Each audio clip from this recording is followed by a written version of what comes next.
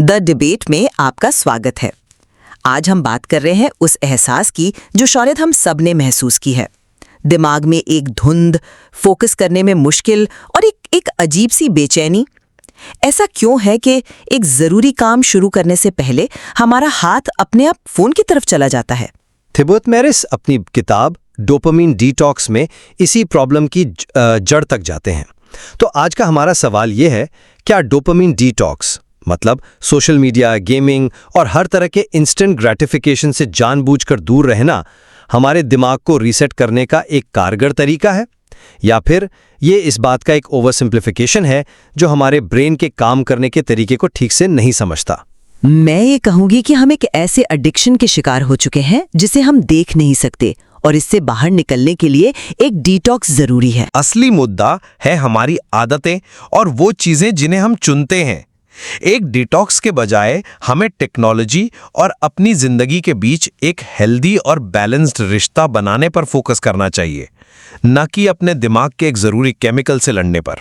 चलिए मैं अपनी बात समझाती हूँ। आज हम एक अदृश्य नशे में जी रहे हैं। इसका नाम है डोपामीन। टेक्निकली ये एक ब्रेन केमिकल है, पर आज ये हमें कंट्रोल कर रहा है। यही वो चीज़ है जो हमें बार बार फ़ोन चेक करने, घंटों तक रील स्क्रॉल करने और असली काम से भटकाकर आसान खुशी की तरफ खींचती है। थिबोत मैरिस इसे माइंड हाईजैकिंग कहते हैं। मतलब हमारा दिमाग अब हमारे कंट्रोल में नहीं है, उसे डोपामिन चला रहा है। किताब की एक लाइन है, तुम्हें लगता है तुम फ़ोन चला रही हो, लेकिन हकीकत ये है फ़ोन तुम्हें चला रहा है।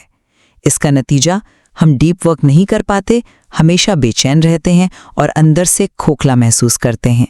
चलिए एक स्टूडेंट का उदाहरण लेते हैं जो परीक्षा के लिए पढ़ने बैठी है। किताब सामने है, पर उसका दिमाग हर 5 मिनट में फ़ोन की तरफ भाग रहा है। वो पढ़ नहीं पा रही क्योंकि उसका दिमाग एक आसान और तेज़ डोपामिन हिट के लिए तड़प रहा है जो उसे इंस्टाग्राम से मिलेगा, मोटी किताब से नहीं।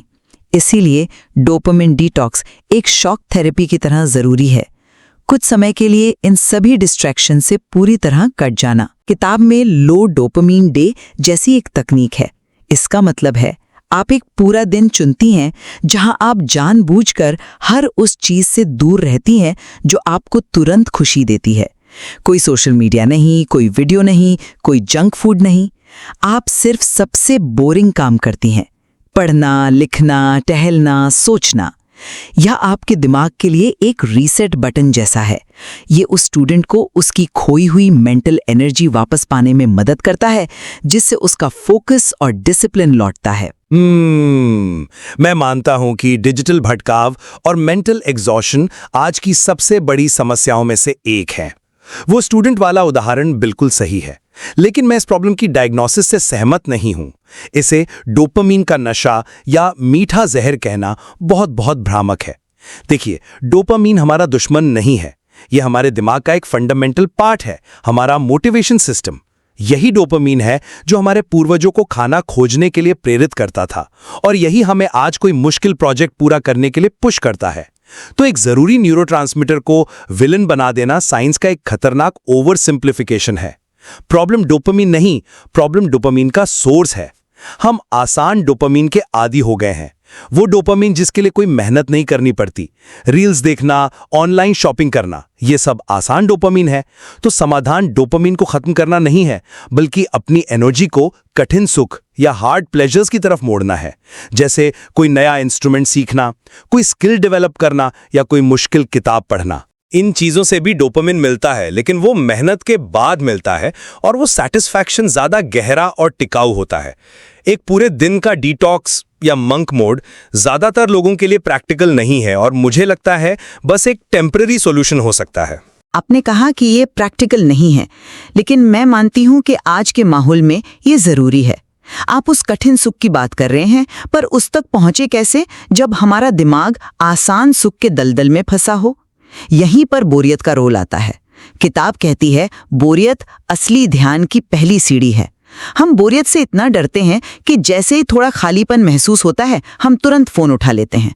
जब हम जानबूझकर बोरियत को अपनाते हैं, जैसे किताब में सुझाए गए नो इनपुट आवर में, यानी 1 घंटा बिना किसी बाहरी जानकारी के, बिना फोन, बिना टीवी, बस अपने विचारों के साथ बैठना, तो हमारा दिमाग बाहर से हटकर अंदर की ओर मुड़ता है। सच कहूं तो मैंने इसे खुद ट्राई किया है। पहला दिन बहुत मुश्किल था। मुझे बार बार फोन उठाने की इच्छा हो रही थी, सिर्फ ये देखने के लिए कि कुछ नया तो नहीं आया। लेकिन दूसरे दिन तक मैंने एक अजीब सी शांति महसूस की। मेरे विचार ज्यादा स्पष्ट थे। इसी शांत माहौल में क्रिएटिविटी बढ़ती है, हमें अपने असली ख्याल सुनाई देते हैं। ये कोई आलस नहीं है, ये एक मानसिक साधना है। एक सवाल उठता है, क्या हम बोरियत और कुछ न करने को एक ही चीज समझ रहे हैं? क्योंकि एक कलाकार जो घंटों कैनवस को देखता है वो बोर नहीं हो रहा, वो सोच रहा है। एक वैज्ञानिक जो अपनी प्रॉब्लम के बारे में सोचते हुए टहल रहा है वो बोर नहीं हो रहा। मेरे हिसाब से बोरियत अपने आप में कोई लक्ष्य नहीं है। सिर्फ खाली बैठना कई लोगों के लिए बहुत ज्यादा मुश्किल और काउंटर प्रोडक्टिव हो सकता है। वो बेचैन हो सकते हैं और फिर पहले से ज्यादा फोर्स के साथ अपने फोन पर टूट पड़ेंगे। महत्वपूर्ण यह है कि हम उस खाली समय को भरते कैसे हैं। बोरियत को गले लगाने के बजाय क्यों ना हम उस समय को जानबूझकर सार्थक, गहरी गतिविधियों से भरें। प्रॉब्लम बोरियत से भागना नहीं है, बल्कि माइंडलेस यानी बिना सोचे समझे की जाने वाली गतिविधियों में भागना है। क्या उस स्टूडेंट के लिए 1 घंटे तक बेचैनी में बैठे रहने से बेहतर ये नहीं है कि वो उस 1 घंटे में बिना फोन के बस गिटार बजाने की कोशिश करे या कोई स्केच बनाए? असली बदलाव पैसिव बोरिंग से नहीं, बल्कि कॉन्शियस और पर्पसफुल एक्टिविटी से आता है। लेकिन यही तो मुश्किल है। आप पर्पसफुल एक्टिविटी की बात कर रहे हैं, पर एक दिमाग जो दिन में 500 रील्स देखने का आदी हो, उसके लिए गिटार उठाना या स्केच बनाना एक पहाड़ जैसा काम लगता है। क्यों? क्योंकि उसमें एफर्ट लगता है और इनाम तुरंत नहीं मिलता। यहीं पर किताब का दूसरा और शायद सबसे जरूरी पॉइंट आता है। तुरंत मिलने वाला सुख, इंस्टेंट प्लेजर बनाम असली विकास।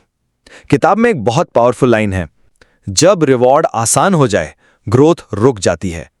सोशल मीडिया, वीडियो गेम्स, ये सब हमें तुरंत बिना मेहनत के डोपामीन हिट्स देते हैं। इससे हमारी मानसिक मांसपेशियां, हमारा पेशेंस, हमारा डिसिप्लिन सब कमजोर हो जाता है। थीबुत मेरिस इसे द डेथ ऑफ डेप्थ कहते हैं, यानी हमारी गहराई का अंत। हम गहरी सोच, लंबे आर्टिकल्स पढ़ने या घंटों तक एक ही काम पर ध्यान लगाने की क्षमता खो देते हैं। इसीलिए हमें जानबूझकर मुश्किल रास्ते चुनने चाहिए जिनमें थोड़ी असुविधा हो, क्योंकि असली सेल्फ सैटिस्फैक्शन वहीं से मिलता है। डिटॉक्स हमें उस असुविधा को बर्दाश्त करने के लिए ट्रेन करता है।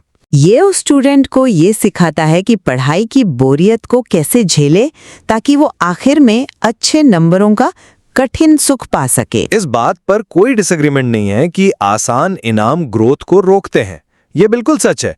लेकिन मैं इस तर्क से सहमत नहीं हूं कि प्रॉब्लम इनाम के तुरंत मिलने में है। प्रॉब्लम इनाम की क्वालिटी और हमारे कंजम्पशन के तरीके में है। ये बात सिर्फ डोपामीन तक सीमित नहीं है। मनोविज्ञान में इसे डिजायरेबल डिफिकल्टी कहते हैं। जब हम किसी चीज के लिए थोड़ी मेहनत करते हैं तो हम उससे बेहतर सीखते हैं और ज्यादा याद रखते हैं। तो सवाल ये नहीं है कि सुख तुरंत मिल रहा है, बल्कि ये है कि क्या उस सुख को पाने में कोई सार्थक प्रयास शामिल है। उदाहरण के लिए, एक अच्छी कविता पढ़ना या कोई सुंदर संगीत सुनना भी तुरंत सुख दे सकता है, लेकिन वो सार्थक है, वो हमारे मन को एनरिच करता है। समस्या निष्क्रिय उपभोग, पैसिव कंजम्पशन में है, न कि इनाम की स्पीड में। घंटों तक बिना सोचे समझे रील स्क्रॉल करना एक पैसिव क्रिया है, लेकिन 10 मिनट ध्यान लगाकर एक संगीत का टुकड़ा सुनना एक एक्टिव क्रिया है। हमें निष्क्रियता और सक्रियता के बीच का ये फर्क समझना होगा।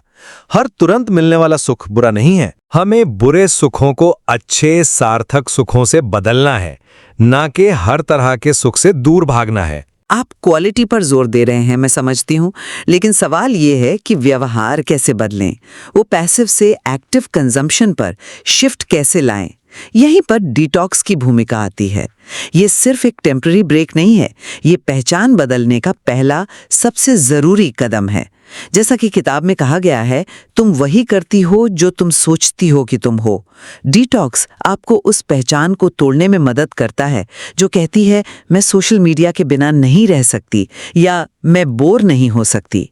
जब आप एक दिन भी इन आसान सुखों के बिना गुजारती हैं तो आप अपने दिमाग को एक नया पावरफुल सिग्नल देती हैं।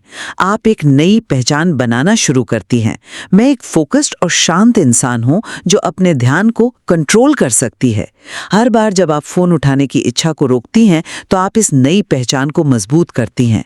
डिटॉक्स उस साइकिल को तोड़ने के लिए एक जबरदस्त स्टार्टिंग पॉइंट है।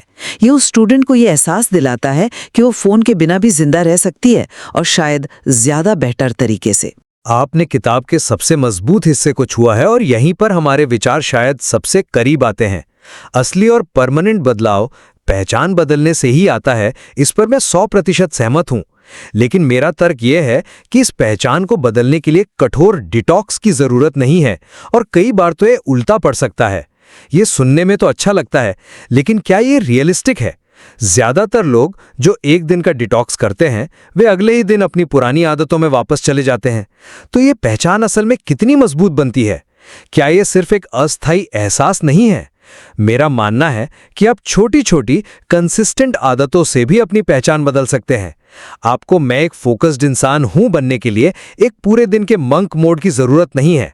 हर दिन सिर्फ 15 मिनट बिना फोन के पढ़ने का नियम बनाना, बिना किसी बड़े डिटॉक्स के भी आपको धीरे धीरे एक पढ़ने वाले व्यक्ति की पहचान की ओर ले जाता है। हर दिन 10 मिनट मेडिटेट करना आपको एक शांत व्यक्ति की पहचान देता है। मेरा मानना है कि व्यवहार में धीरे धीरे और लगातार किया गया बदलाव ही असली डिटॉक्स है। एक दिन का कठोर डिटॉक्स करने के बाद अगले दिन पुरानी आदतों में वापस फिसल जाना बहुत आसान है। असली चुनौती हर दिन छोटे छोटे सही चुनाव करना है। अंत में मेरा मानना है कि आज की डिजिटल दुनिया में हमारा ध्यान लगातार बटा हुआ है, क्योंकि हमारा डोपामिन सिस्टम आसान और तुरंत मिलने वाले इनामों से ओवरलोड हो चुका है। ये एक ऐसी स्थिति है जहां बाहरी चीजें हम पर हावी हैं। हमारा कंट्रोल अंदर से खत्म हो रहा है। एक सचेत डोपामिन डिटॉक्स, चाहे वो एक दिन का हो या कुछ घंटों का हो, हमारे दिमाग को रीसेट करने, फोकस वापस पाने और उस गहरी संतुष्टि को फिर से खोजने का एक शक्तिशाली और प्रैक्टिकल तरीका है। ये बाहरी उत्तेजनाओं के कंट्रोल से निकलकर आंतरिक कंट्रोल हासिल करने की एक जरूरी प्रक्रिया है। और मैं ये कहना चाहूंगा कि डिजिटल ओवरलोड के लक्षण वास्तविक हैं, लेकिन डोपामिन को दोषी ठहराना एक अधूरा विश्लेषण है। आखिर में यह बहस दो अलग अलग मेटाफॉर्स की तरह है। एक पक्ष कह रहा है कि हमारा दिमाग एक बिगड़ा हुआ कंप्यूटर है जिसे हार्ड रीबूट करने की जरूरत है, जो डिटॉक्स है। मेरा मानना है कि हमारा दिमाग एक बगीचे की तरह है जिसे हर दिन थोड़ी देखभाल, सही बीज बोने और जंगली घास हटाने की जरूरत होती है। एक दिन का रीबूट उस बगीचे को हमेशा के लिए नहीं बदल सकता। असली इलाज एक परमानेंट लाइफस्टाइल चेंज है, जिसमें हम लगातार सार्थक गतिविधियों को चुनते हैं और सोच समझकर टेक्नोलॉजी का उपयोग करते हैं। लक्ष्य हमारे दिमाग के केमिस्ट्री से भागना नहीं है, बल्कि उसे असली विकास, क्रिएटिविटी और मकसद की ओर गाइड करना है। ये साफ है कि दोनों ही नजरिए इस बात पर सहमत हैं कि हमें तुरंत मिलने वाले आसान सुखों के साथ अपने रिश्ते को दोबारा देखने की जरूरत है। चाहे समाधान एक कठोर डिटॉक्स के जरिए सिस्टम को रीसेट करना हो या फिर आदतों में धीरे धीरे बदलाव लाना हो, असली चुनौती एक ही है। बिल्कुल, चुनौती पैसिव कंजम्पशन से हटकर एक पर्पसफुल लाइफ की ओर बढ़ना है और उस असली रिवॉर्ड को खोजना है जिसके बारे में किताब बात करती है। वो इनाम जो हमारे अंदर मौजूद है, ना कि हमारी स्क्रीन पर। और ये सोचना श्रोताओं पर निर्भर करता है कि उन तक पहुंचने का सबसे अच्छा रास्ता कौन सा है।